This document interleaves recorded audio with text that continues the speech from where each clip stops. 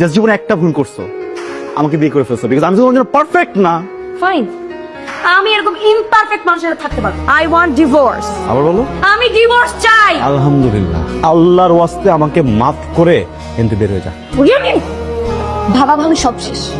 Sujan sir, compromise করে এত গরিব মানুষের সাথে থাকা যায়, কিন্তু এইরকম একটা নোংরা মেন্টালিটির মানুষের সাথে কম্প্রোমাইজ করে আমি থাকতে পারবো না।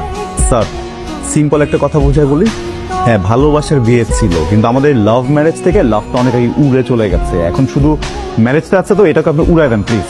লাভ থাকবেও না। আমি কোথায়? হসপিটালে। কিচ্ছু হয়নি আপনার, কংগ্রাচুলেশন, আপনি মা হতে চলছে। কার মা? কে মা?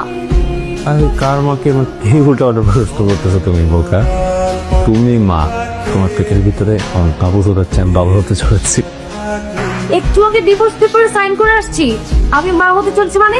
আর আশ্চর্য কথাবার্তা। প্লিজ, এটা একটা হসপিটাল, আপনার একটা সুসংবাদের ব্যাপার, ডিসিশন কি নিবেন না নিবেন এটা বাসায় গিয়ে নিতে পারেন। তুমি আমাকে তোমার এই চেহারাটা আর কোনোদিন দেখাবে না। It's okay, it's okay. এই সেম ভুল ধারণা আমারও ছিল, বুঝছো?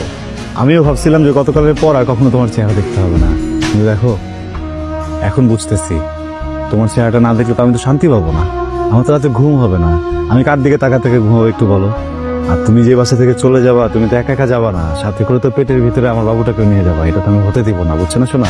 তুমি তোমার এই মুখ দিয়ে বলছিলে না আমাকে ডিভোর্স দিবা, এখন যদি তুমি তোমার মুখ দিয়ে আমাকে বলো যে তুমি একদম বদলায় যাবা, ভালো মানুষ হয়ে যাবা, তুমি তোমার এই জিব্বা দিয়ে পুরো বাসা যেটা ক্লিন করবা, তারপরেও আমি তোমার সাথে সংসার করতেছি না। দেখুন, আপনি তো ম্যারিড, আমরা চাইলেই আপনার অ্যাব্রেশনটা করতেই পারি, কিন্তু এখানে আইনি কিছু জটিলতা আছে। ইভেন আপনার অভিভাবক আর আপনার হাজবেন্ডকেও প্রয়োজন আছে, তার পারমিশন ছাড়া আমরা আপনার অ্যাব্রেশনটা করতে পারবো না। আপনি সিয়াম সাহেবের ওয়াইফ বলছেন? এখন সে আমার হাজবেন্ড না, তারপর বলুন ফোন করেছেন কেন? জি, উনি একটা অভিযোগ জানাইছে আপনি নাকি ওনার বাচ্চা অ্যাবর্শন করতে যাচ্ছেন। মানে আপনি বললেই হবে নাকি? দেখুন ম্যাম, এটা আমার কথা না, এটা কোর্টের কথা। উনি কোর্টে অভিযোগ জানাইছে, কোর্ট পরবর্তী সিদ্ধান্ত না জানানো পর্যন্ত আপনি এই বাচ্চা অ্যাবর্শন করতে পারবেন না।